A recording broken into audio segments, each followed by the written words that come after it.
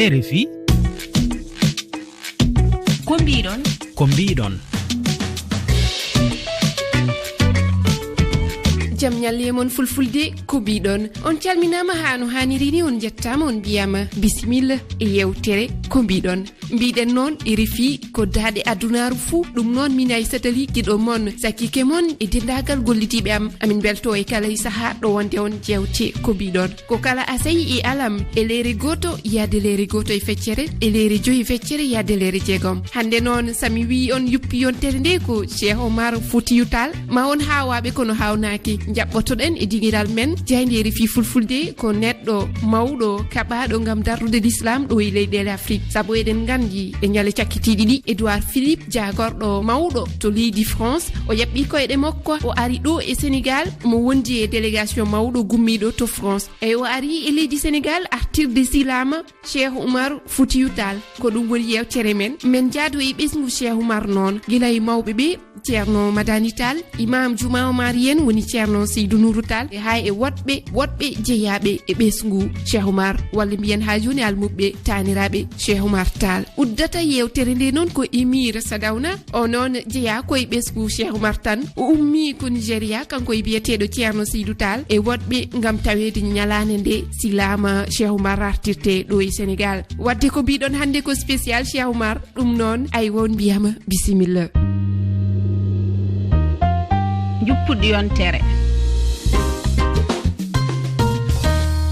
jam ñalli e mon bandiraɓe nde yontere noon ko yontere Cheikh Oumar Foutiyou Tall e ñalle cakkitiɗi ɗi Edouard Philippe jagorɗo mawɗo to leydi France yaɓɓi koyɗe mum ene wondi e délégation mawɗo gummiɗo toon to France ha joni gam artirde ɗo e Sénégal silama Cheikh Oumar Tall ɗum noon ɓesgu Cheikh Oumar Foutiyou foof tawama guila e mawɓe ɓe ceerno Bachirou Tall ceerno Madani Tall ha RFI fulfulde kañum ne woodi ɓe waddi yewtere e tawaɓe e ɓesgu Cheikh Oumar Foutiyou Tall anduɓe hono ɗum yaari kadi gam namdade ɓe hono ɓe jiiri ko wayni ko adi foof noon en keɗoto ceerno Ibrahima Sy secrétaire particulier mo ceerno Madani Tall en nani mawɓe ɓe ene mbiya ko guila e ceerno Mountaga Tall haala artirde silama ka fuɗɗi an ko adi aɗa wona secrétaire ceerno Madani a wonino secrétaire particulier mo ceerno Mountaga Tall haalan min holno ɗum woori hono yaari ceerno Ibrahima Sy. Wa aleykum salam wa rahmatullah barakatuh temi ko Ibrahima Sy jeyami ko Janjoli ummuure département Matam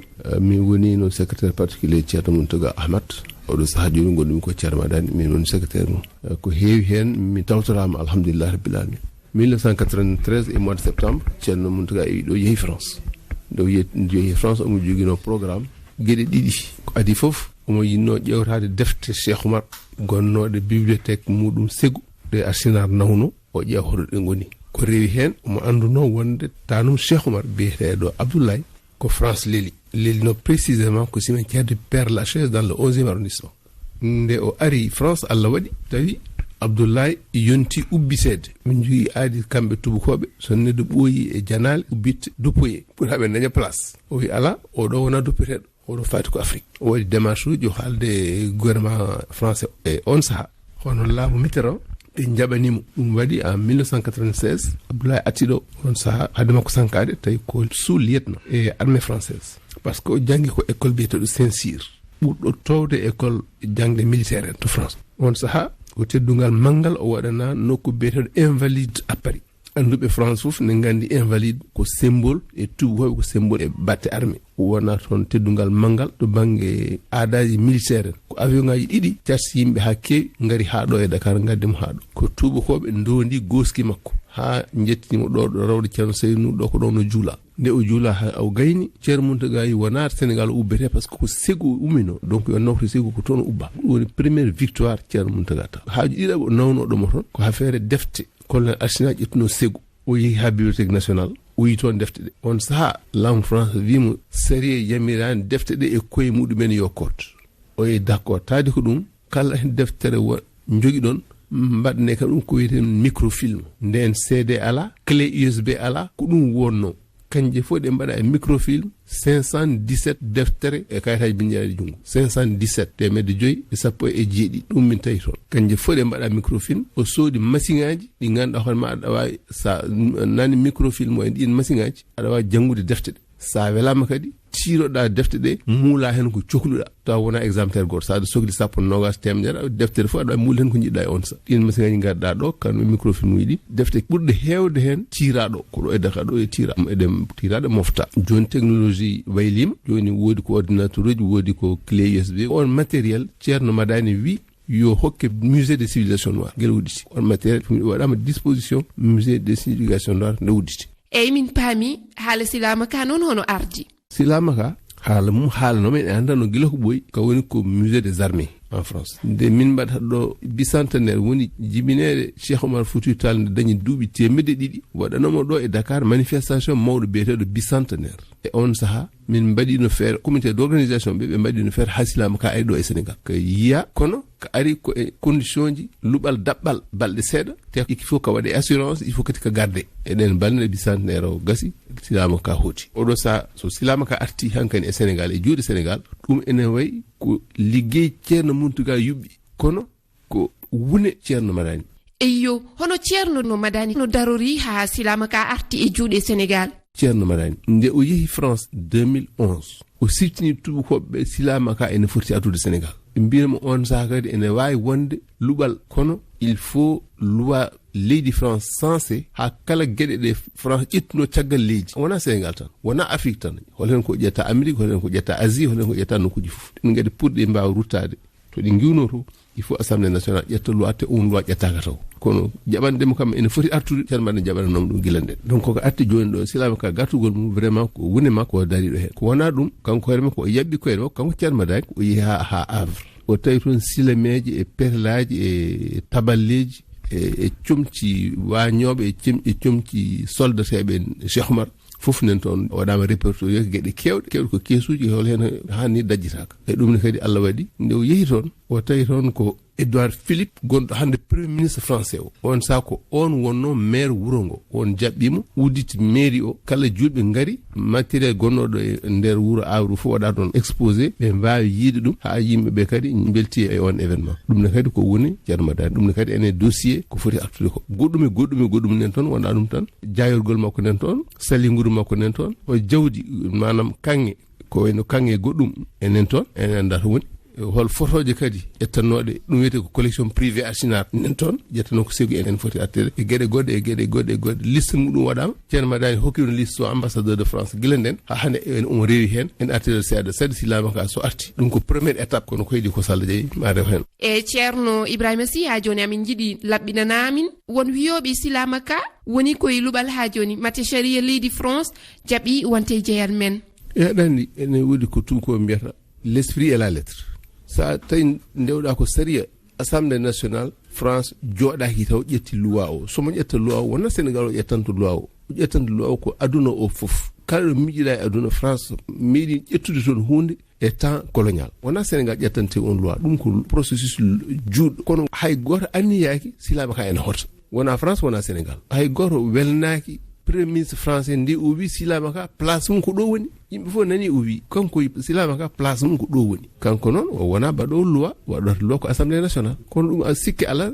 andi nde wonata so hika so mu wuuri walla so mu wurti kono loi ko ƴetteteɗo ko ɗum président français yiɗi o wi ko ƴettano caggal leydi ko yo nawte heddi noon ko alay saago o rewa e sari leydi makko il faut assemblée nationale française wata on loi tant que wataka taw alay saago waɗire CSR waɗe peeje sikki ala silama ka hoto ɗum sikki ala assalamu aleykum wa rahmatullahi wa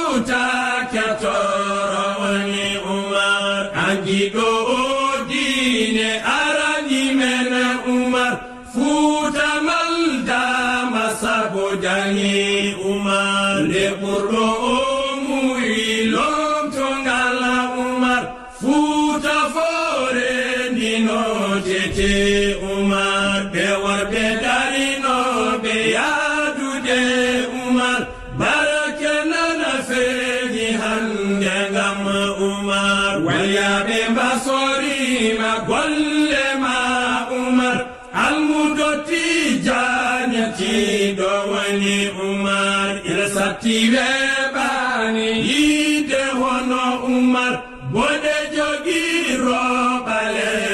koye Umar Allah woni do ko roti ana Umar balejo andede kay ko sabu Umar hayjo e namdodiri e Ceerno Madani Tall kanko ne omo jeeya e mawɓe taweteɓe ɓesgu Cheikh Oumar Foutiyou Tall o ƴetti konngol ngam laɓɓinande heɗotoɓe yewtere ko mbiɗon ko fati silama ka saabu woodi ƴayniyanke ummiɓe wiɓe silama ka wona silama Cheikh Oumar ko tani ko biyeteɗo Ablaye Tall jeeyi ɗum e Ceerno Madani laɓɓinan en haala ka ala ko waɗata haala Allah waɗi haala annabi waɗi haala woɓɓe mbaɗi haala woɓɓe mbaɗi haala hunde fof ma waɗa haala ko noon aduna tofre silama ka sinno tawa ko sin ka ƴetta wiya wona silama Cheikh Oumar wiye noon walla sinno ko tawa ko Allemagne wiya ala wona silama Cheikh Oumar kono tawa ko segu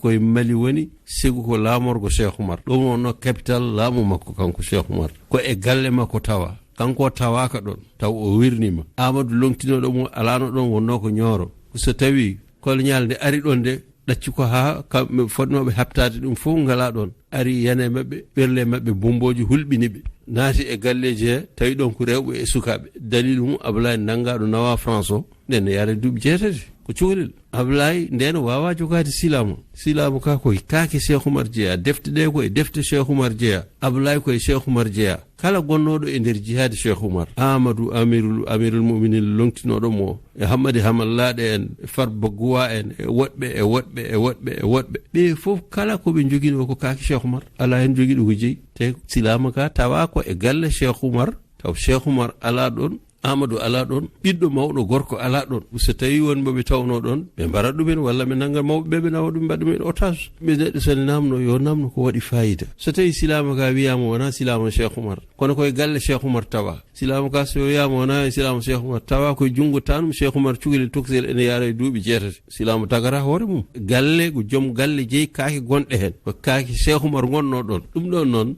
alay sagu tubakoɓe ɓe jeehi Arsenal ari sinno tawi ɗon ko silama goɗɗo Hammadi ɗum naji ala makko important o tawi ko silama ka ko important ɓiɗɗo no nawi o ko important defte ɗe o nawi ɗe ko important ɗum waɗi o nawi ɗum ɓe mofti ɗum ha joni enen fof poɗɗen tango weltade hen jetta nan Allah so tawi kaake ɗe keddinoma ɗon holko bonnanta e julɓe so keddinoma France holko bonnanta ɓesgu Cheikh Oumar ala ko bonnanta hen haydara kono noon ɓayri ko kaake men ko leader men jeeyi ko ceerno men jeeyi kamɓe ɓe nawruno ɗum toon ko toñangue e guyka e so tawi yama eɓe kamɓe koye mabɓe doni mbi eɓe gartireɗen poɗɗen ko yiiɗi jaɓɓade ɓe mbiyen ɓe kay merci on jarama teddinan ɓe enen koye men si bou kake ɗe eɗen ndena guila nden ha joni no natirno e musée ji mabɓe e paape mabɓe ko noon woniri ha joni ɗum ɗon en poti wadde dépassé beele ko silama Cheikh Oumar walla ko silama ɓi Cheikh Oumar walla ko silama goɗɗo ñalawma ono wayni ko ñalawma mo ganduɗa ko teskinɗo ko ñalawma julɓe foof ñalawma africain foof si Cheikh Oumar koye Afrique jeeya ko neɗɗo ɓalejo sa yi ko tawtora ñande hen ko ɓeɗo tawtortake dow bolle puyɗe khalifa Cheikh Oumar Thierno Bassirou tawede khalifa général de Tidiane tawede khalifa général de Mouride nela neɗɗo muɗum miñum yo ar tawtore ɗum ɗo wona mere président de la république jaɓɓota ko mere premier ministre ummota ko to ummi to ara ga henna taw ko mere addi ɗum silama Cheikh Oumar so wonano silama Cheikh Oumar ɓeɗo watta déplacé dow bolle puyɗe khalifa Cheikh Oumar gonɗo Nioro ummade toon ara ɗum ɗo khalifa Cheikh Oumar gonɗo Conakry ummade toon ara ɗo khalifa Cheikh Oumar gonɗo Nigéria ummade toon ara ɗo khalifa gonɗo Conakry ummade toon ara ɗo ɗum ɗo fof wona mere ummintude men sinno hol silama goɗɗo holko jaranta yimɓe ummade silama goɗɗo ɗum ɗo fof so ari ko fayida ko Cheikh Oumar ɗacci ko fayida Cheikh Oumar fotiri noon ko fayida histoire islam fotino noon ko fayida histoire gollal ngal neɗɗo ɓalejo biyeteɗo Cheikh Oumarul Fouti golli ko ɗum fotiri noon ala kulli haali Cheikh Oumar ko tindintuno ko neɗɗo yo andu ko tagaɗo sa andi tagaɗo ganda tagɗoma neɗɗo yo yaa ko moƴƴi Cheikh Oumar gila jibina yahara koko moƴƴi meeɗa yaade ko fewani Cheikh Oumar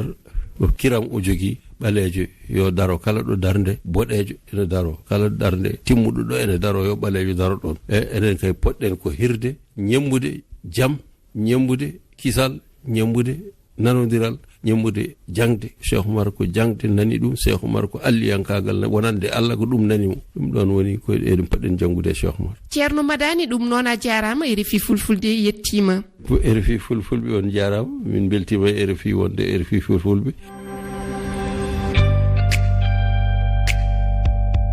Erango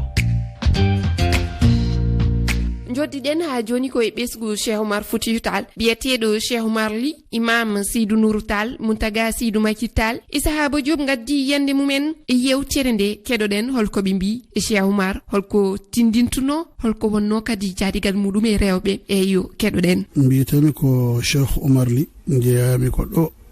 Sénégal Dara Halayɓe département de Podor kami almudo galle o ko namniɗa amen ko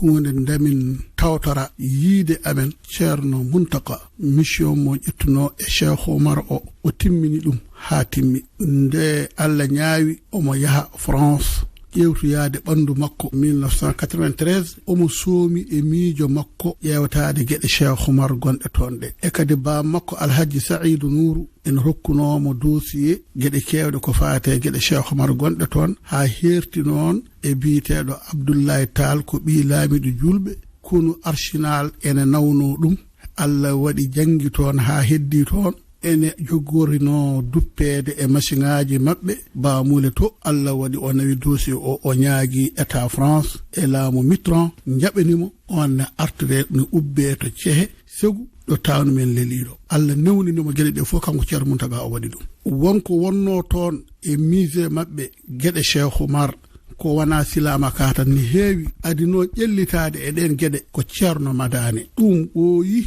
o arno France o ari ɗon jillu o woni ɗon haw ƴelliti e gueɗe ɗe o ari o habri ɗum ba makko o wi won gueɗe Cheikh Oumar nan toon mofta gila e defte ha e kakurteje suudu makko ha e cabbi tuggorɗi e ko wona ɗum e silamaji o habri ɗum ceerno gila nden aɗum wonno e haqqille ceerno ha Allah addi toon ceerno toppiti ɗum ko wonno caɗele men tan ko silamaji ɗine comme ko musée jeeyi ɗum ko état France jeeyi ɗum ɓe mbawano artirde ene waɗino protocole seeɗa kono Allah waɗi kanko ceerno Mountaga o darima hen ko heewi e duwuji makko jaabama e ɓii ko biyeteɗo ceerno Madani o Allah waɗi ke yonta mum silama ka laamu France jaɓi yoko artu ka fanda e nder Sénégal. min mbiyetemo ko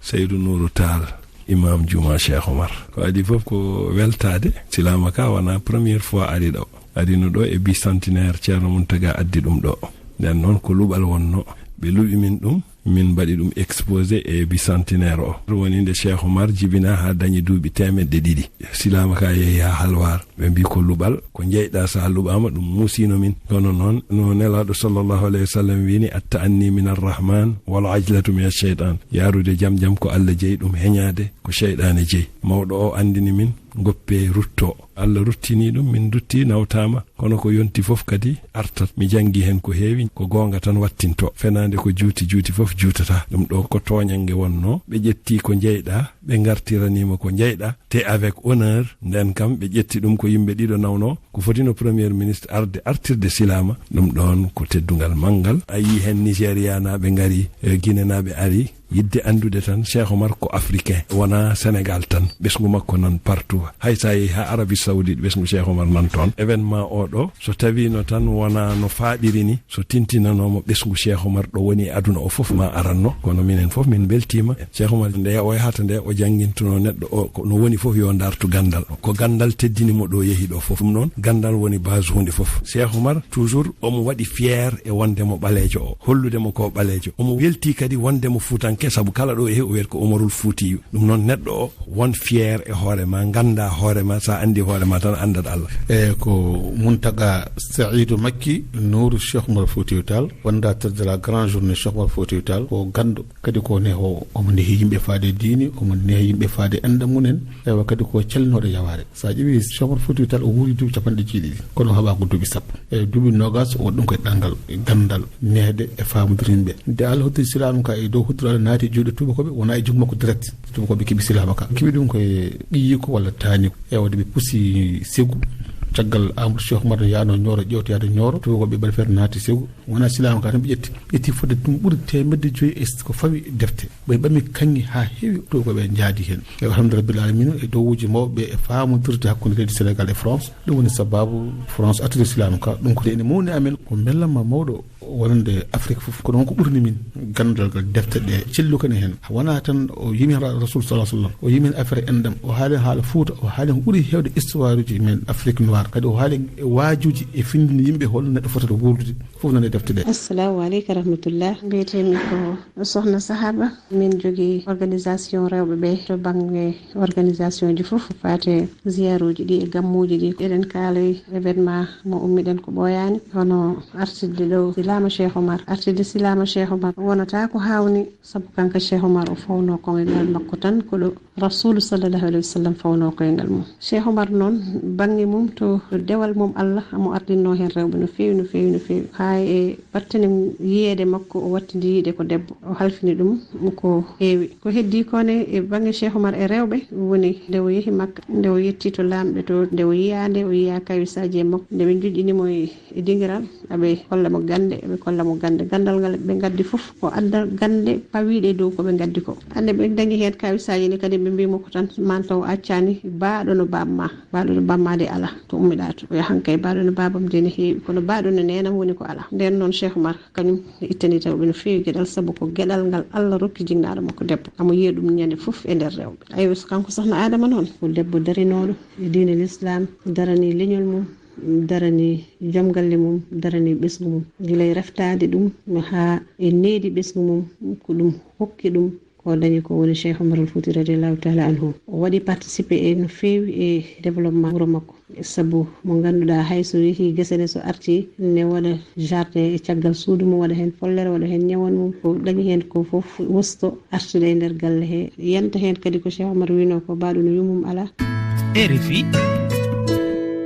fulfulde ko mbiɗon ha joni eɗen yewtere nde ko adi noon eni fusa en payat to Nigéria tawoyde Emir Sadawna o arino tawtorede kankone jaɓɓal ɓesgu Cheikh Oumar silama Cheikh Oumar. Ko adi ɗum noon en keɗoto tan Moussa Gandi ko yiɓi ɗo o yimi Cheikh Oumar e nder jalade keɗoɗen. mbaɗi yetta ɓe fulɓe ɓe jeejota ko kulata bayiɓe Oumar Kaba ngam Allah fayani Alpha Oumar Ceerno Bayla arɗo Aliou Njerip Hamadi Hamanlade fulɓe ne cuusi jeejat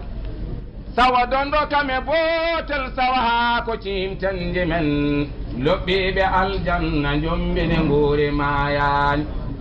wallahi yetto sasma ɓam joɓari ma nga boɗa Cheikh Oumar kodda Adama Ayse Eliman ɗum noon yon tam ngari timto yen golleji Cheikh Oumar lollindo en lollini Fouta deftani Cheikh Oumar ko ɓalejo fiddari mom tande fulɓe bajol ñande Misra Oumar tadi waɗeɓe jaddani o waɗi mboto wanbi o nafi o joli ene lanal dadal omo awja hawa gusni men e nder sewnde Tijani jimowo sa gawlo walla sa bambaɗo wallamji men Alhaji Cheikh Oumar ko Foutanke Tijani heewiɗo gufniɗo hande e barke mane farni heewiɗo gufniɗo hande e barke mane farni fiye becce ene noddito magamuji Tijani heewiɗo barkeji ma ndewti ñaw e hokkere toɓowandi yurmede Allah barkeji pamɗani. Emir an jeeɗa koye ɓesgu Cheikh Oumar a ummima guila Nigéria a ari tawtorede ñalade nde ganduɗa tubakoɓe gartiri silama Cheikh Oumar ɗo e Sénégal hol yiyandema e ɗum. Ko silama o warsirama ɗo hani warsirede ɓe ettino ko ɓe jeeya ɓe jaadi hen hande duuɓi foti 200 e goɗɗum gonga tabbiti ɓe gartiri silama o ɗo hanni warsire. Amin beltike sanne Allah holli en nde ñalande enɗe guuri enɗe celli. Eyyi a ari a yaadi e musidɓe ma koreji ma e ɓesgu Cheikh Oumar tawateɓe toon to Nigéria kamɓe fof ɓe gari tawtorede nde ñalande aɗa wawi limtande en holiɓe ɓe jaaduɗa? Eyyo mi ardi e bandiraɓe am taton kadi tewede ɗum mi heɓani notice ko yawi so Allah waɗino mi heɓi notice ko yawi da mi ardanno e himɓe kewɓe kono sona ñande alarba jamma heddi balɗe 3 fiyanamin téléphone e jamma wi ana hani mi tawe e Dakar anni ko watte anni wartirte silama Cheikh Oumar Fouti so mi andino hayso ko jonteji ɗi ina tati mi waɗanno préparation moƴƴo min keɓa min gara e bandiraɓe ha heewi himɓe ha heewi na foti no tawede ɓe jinno warde ɓe tawe e ngal dental kono hunde fuu sona Allah waɗi amma min beltima sanne ko Allah waddi en e Mira min jiɗi andude kadi Tidiani Yaw ono wuuri toon to Nigéria an woni Émir holi jonde ma toon e hono mbaɗirɗa représenté Cheikh Oumar e lesdi Nigéria a andi den e koyɗe yarete gila ɗo Fuuta ha yotte Sokoto ha yotte hedde Maiduguri ha yotte Sudan en den yehe Makka ɓe jaa e geloɗi e pucci e koyɗe maɓɓe an wodi bandi min gorko omo wiye Madani Tall omo wuro biyeteɗo Sennar e Sudan min nde kalda e makko hanko du ko otani Cheikh Oumar ko bandi min an wodi gomɓe Madina an wodi gomɓe Makka kadi ɗo e fergo amen ɗo an wodi nde min dari e fergo ko wiyete hitande 1994 min gari ɗon fergo Elleman to wiyete Elleman ko addi min ɗon darade ɗon ko konu min kaɓino e tubakoɓe ha tubakoɓe jaggi laamiɗo julɓe Basiru ɓe jaadi e makko Lokoja minenne min ɗe doomi so yoppitite Basiru ɓen doomi ha Allah waɗi domgol ngol wari laati jonde Allah waɗi ɗon laatoto nokkure jonde hanko nde Basiru Allah waɗi ɗo jagga toon hanko e laamiɓe jaggaɓe toon ɓe fuu ɗon woni leydi maɓɓe ɗon ɓe fuu ɓe maayi ɓe ubba alhamdulillahi rabbil alamin wala ko biyeten banda histoire jange histoire ande hoɗum woni history ko yarata e ley yagol Tijaniya amen inchallah gila min jofnude amin jiɗi kadi kalanamin seeɗa e holi gonɗo Cheikh Oumar holko mbiyata sa namdama holi on woni Cheikh Oumar Foutiyou Tall Cheikh Oumar so a ƴeewan Cheikh Oumar ko biyammin neɗɗo yo nangu Allah yo jogo diina yo hulo Allah yo daro e goonga sa waɗi ɗum a dari e hedde dargal Cheikh Oumar inchallah a jarama emi mi yetti sanne Allah barkine ana Oumar ɓalejo andede kay ko sabu Oumar hay jobbo Adama Aissata Oumar koɗo subakanaɓe hoore woni Oumar o yumma soyani sabudani Oumar rewɓe diine mbele dañon Oumar hay Makka ina andi golle ma Oumar lamɗo rondima kake ma Oumar Allah woni ballo walluma Oumar jiɗɗo kame ganjo fofote Oumar Allah yo heddo barke ma Oumar Allah woni dokoroti ene Oumar ɓalejo andede kay ko sabu Oumar hay jobbo Adama Aissata Oumar koɗo subakanaɓe hoore woni Oumar o yumma soyani sabudani Oumar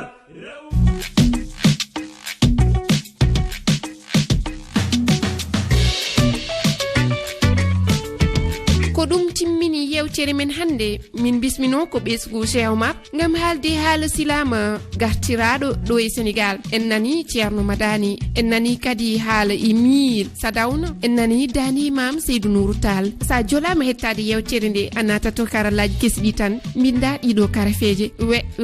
toɓɓere refi toɓɓere fere sa ronki heɓde ɗum toon noon feere kadi ne woodi nat Play Store lombay noddirgal ma application biyeteɗo Pure Radio noon ko ɗiɗo karafeji ko PURE e pawa hen radio ma taw toon ɗemgal fulfulde cuɓoɗa ɗum so tawi noon an gajeɗa ko addude yiyande ma e toɓɓe ɗe tonggode nde ko haydara 2 e nogas e goho 7 e capanɗe jeeɗiɗi e ɗiɗi capanɗe jeegom e jeeɗiɗi capantati e goho ɓeydu kadi capantati woni 00 221 772 67 31 31 vocal o noon koni waɗirte ardin indema sarema kalamijo ma bandiraɓe sehilaɓe min jetti on e heɗogol min jetti kadi Ibrahima Ba kanko nangi juɓɓuɗi ndi ha mbawɗon hebde yewtere nde no haniri ni ɗum noon a jarama Seydi Ba ono noon jarama jokke heɗogol ha yontere wonde jaada ton noon koye Abdoulaye Diallo